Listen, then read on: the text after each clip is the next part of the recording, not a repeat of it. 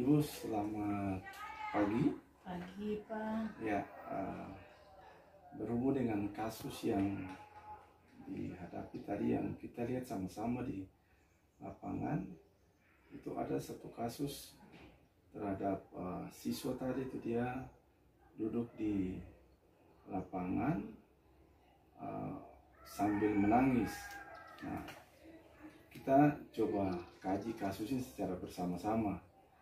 Dan di depan kelas itu ada kelas yang mengajar tuh kelas Ibu Tati. Nah, padahal Ibu Tati ini orangnya baik, Ibu ya?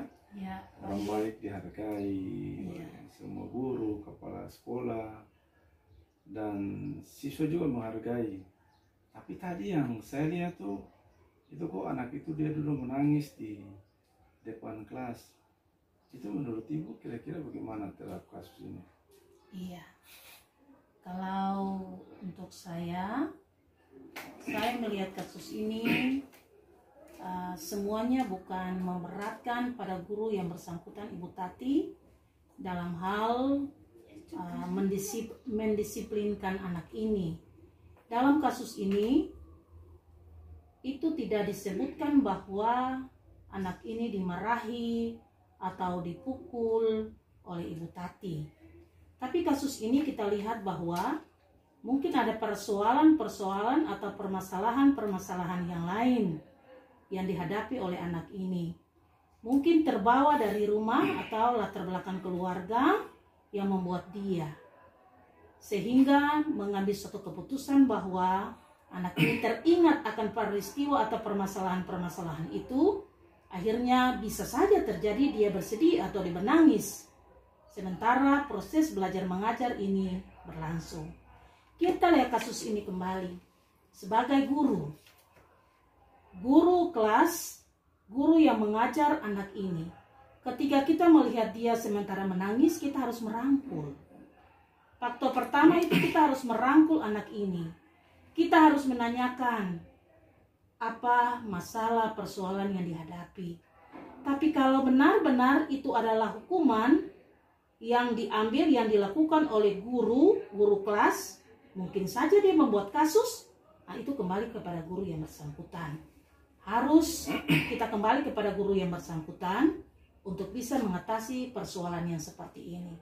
Apalagi melihat anak ini dia sendiri dan menangis di babatuan yang memang diterik matahari yang panas. Kalau itu suatu didikan daripada guru yang bersangkutan untuk menjemur anak tersebut, kita harus merubah. Sebagai guru, sebagai pendidik, kita harus merubah. Hukuman itu jangan diberikan melebihi daripada kemampuan daripada siswa. Mungkin ada jalan lain yang bisa kita berikan sebagai hukuman atau ganjaran untuk anak tersebut. Jadi kita kembali kepada guru masing-masing, karena setiap guru ini karakternya berbeda. Mungkin begitu sementara, Pak. Ya, jadi ketika Ibu melihat kasus ini, keputusan Ibu pertama dari Ibu pergi merangkul anak itu. Nah, jadi anak itu yang sedang jemur. Kemudian kalau terdapat ada indikasi ketika ada pelanggaran bahwa dia tidak membuat tugas, lalu dia dijemur atau dia ada masalah, lalu dia diluput di luar, kira-kira ada tindakan apa yang Ibu ambil selain merangkul anak itu? Apakah Ibu tidak katakan untuk Ibu Tati tadi bahwa itu salah, atau Ibu melapor di kepala sekolah gitu? Iya, kalau untuk saya tindakan itu untuk melapor pimpinan sekolah tuh tidak bisa. Mengapa saya katakan demikian? Kita bisa mampu sebagai seorang guru untuk bagaimana trik atau cara tertentu untuk bisa mengayomi anak ini keluar daripada permasalahan. Itu pertama. Kita bisa lihat dulu kondisi daripada anak ini. Mungkin ada penyebab anak ini sehingga kalau memang dia tidak buat tugas, kalau memang dia tidak disiplin dalam proses belajar mengajar, bagaimana trik kita? Trik kita yang pertama, kita mendisiplinkan anak ini bukan dengan cara berjemur seperti yang tadi saya katakan, tetapi mendisiplinkan anak ini. Mungkin diberikan ganjaran bagi dia, itu cubitan telinga yang rasanya kecil saja tapi bukan yang besar. Artinya sehingga membuatkan dia itu rasa sakit. Cara-cara tertentu yang seperti itu yang mama memberikan anak, dia boleh teringat bahwa oh iya, kesalahan saya harus melakukan yang terbaik. Jika tidak membuat tugas di rumah, lain kali saya harus membuat. Tetapi jangan memberikan hukuman yang melebihi daripada kemampuan anak tersebut. Jadi ibu katakanlah ibu melandaskan pertama rasa simpatik dulu. Iya. Ya, kemudian memang kira-kira situ ada nilai-nilai yang bertentangan di situ atau tidak dalam peristiwa itu. Kalau mau dikatakan, Dikaitkan dengan Ibu Tati lagi.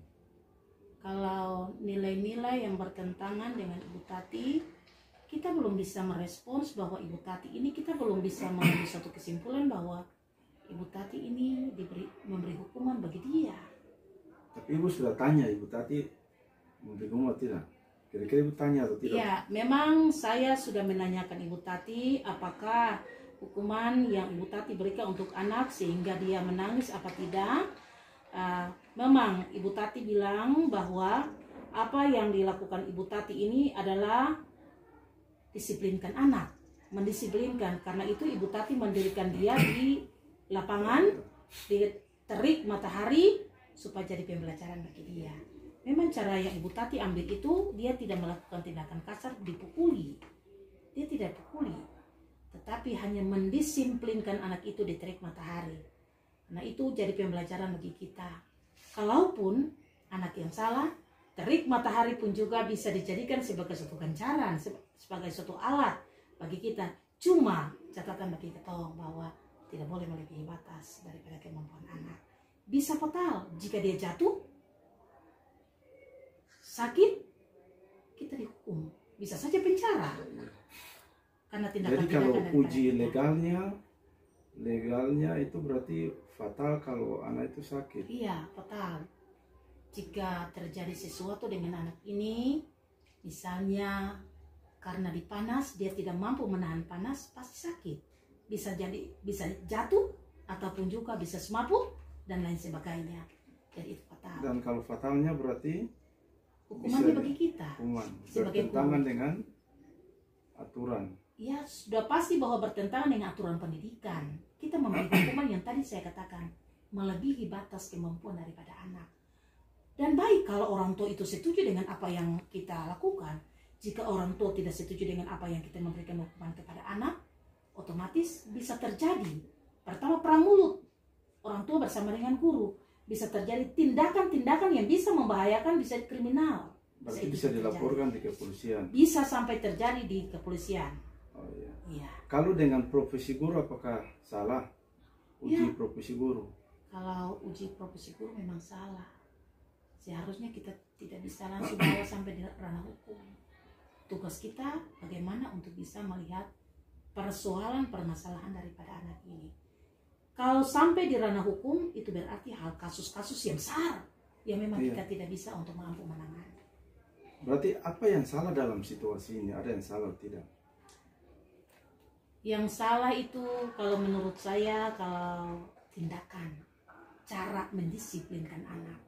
Itu cara atau tindakan itu terhadap guru dan anak itu salah. Iya.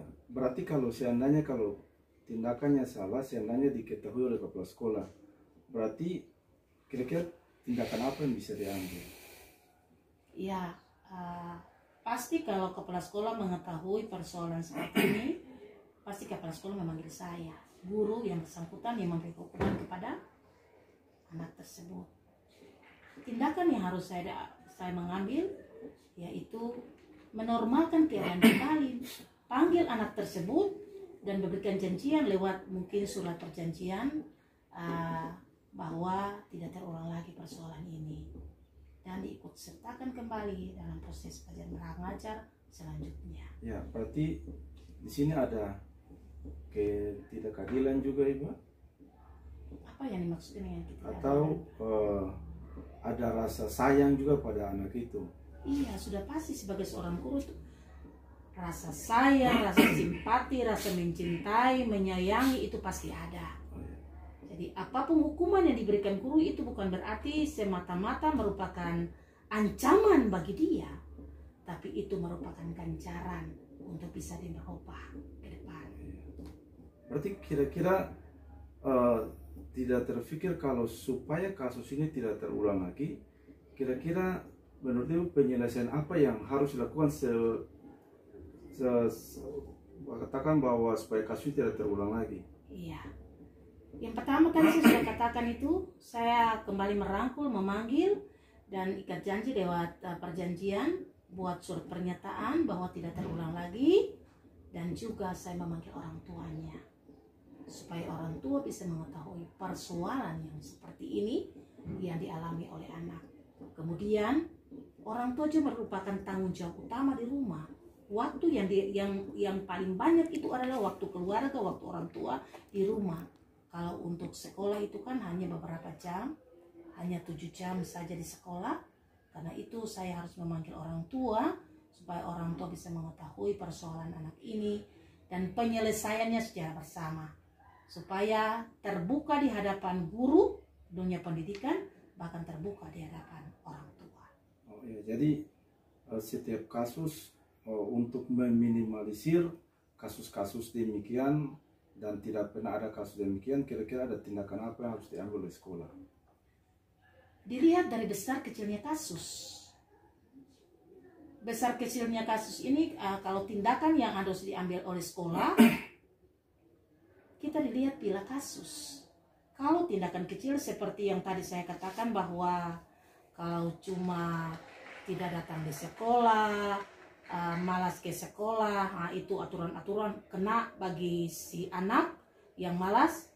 Mungkin kalau aturannya dia tidak hadir selama beberapa minggu, mungkin saja dipanggil orang tuanya, didiskursin supaya ada ganjaran bagi dia. Tetapi kalau cuma kasus seperti tadi, mungkin dia tidak membuat PR lalu diusir guru, dipukuli atau dimarahi guru dan keluar, itu penyelesaiannya secara pribadi. Oh ya. Oke, barangkali itu Ibu. Terima kasih. Terima kasih Pak. Selamat pagi. Selamat pagi. Oke. Sudah dong. Sudah tersimpan. Belum.